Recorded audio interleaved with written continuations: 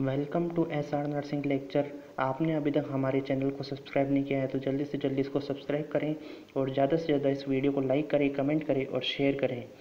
आज हम देखेंगे बाइसेप स्कोर के बारे में। बाइसेप स्कोर क्या होता है?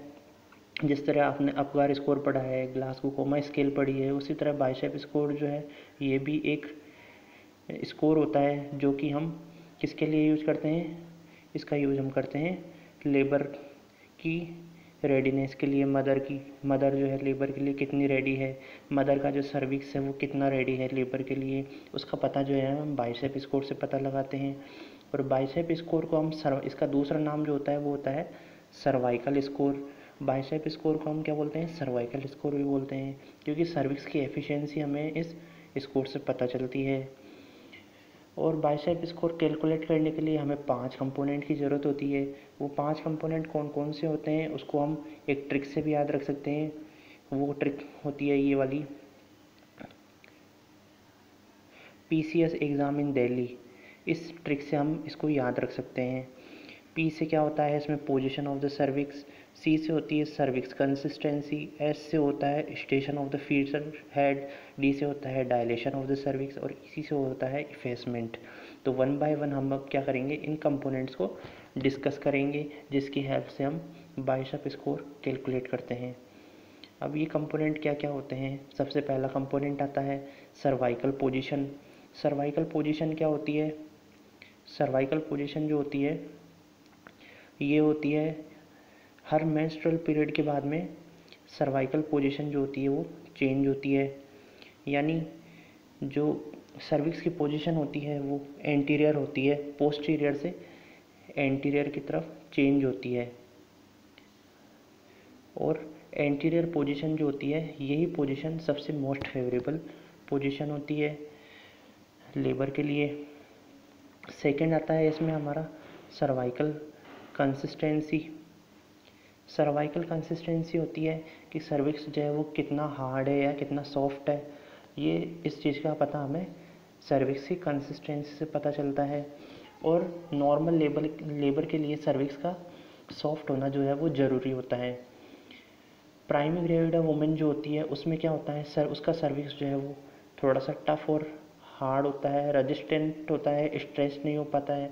लेकिन जब वो एक दो बार कंसीव कर लेती है तो उसका सर्विक्स जो है वो सॉफ्ट हो जाता है और इजीली डायलेट भी हो जाता है।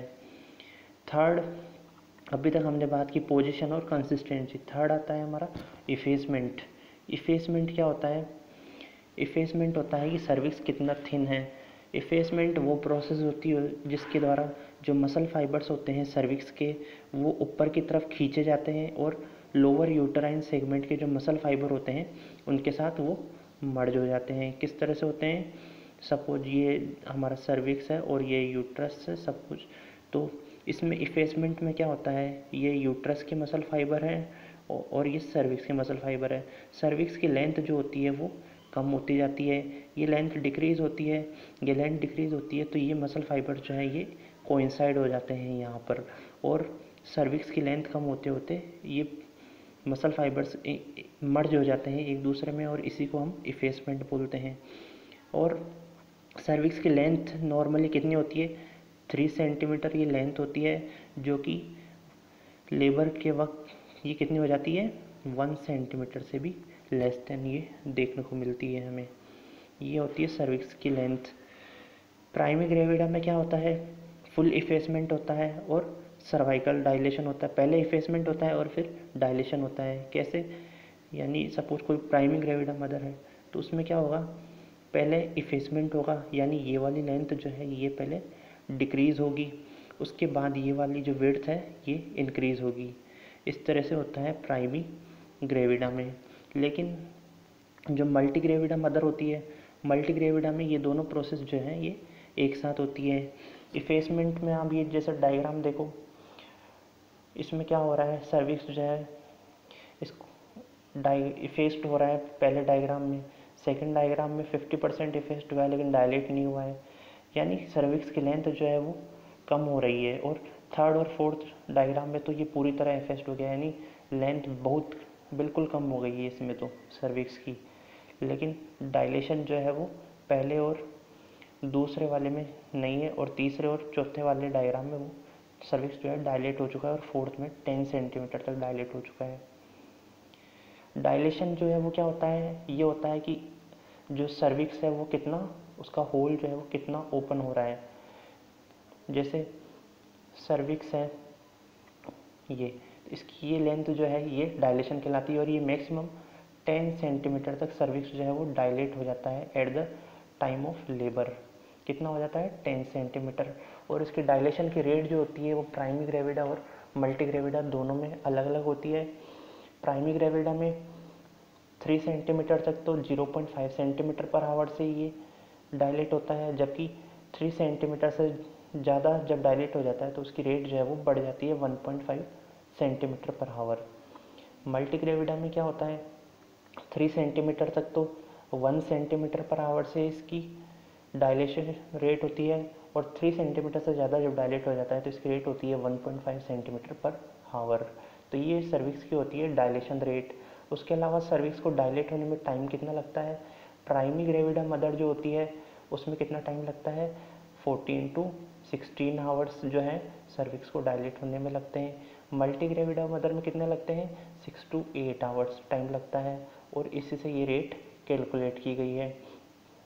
तो ये होता है इसका डायलेटेशन टाइम पीरियड।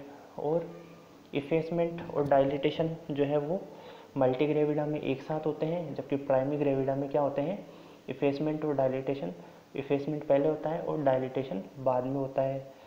ये इस तरह से आप डायग्राम में देख सकते हैं। लेबर के टाइम पे डायलेटेशन बढ़ता जाता है और इफेसमेंट जो है वो भी बढ़ता जाता है, सर्विक्स की लेंथ जो है वो कम होती जाती है।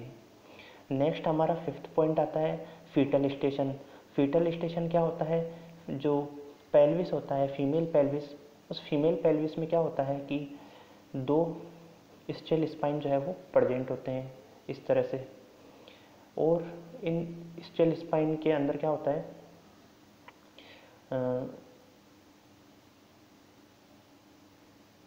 ये स्टेल स्पाइन होते हैं इस तरह से, और इसमें फीटस का हेड आके इंगेज होता है।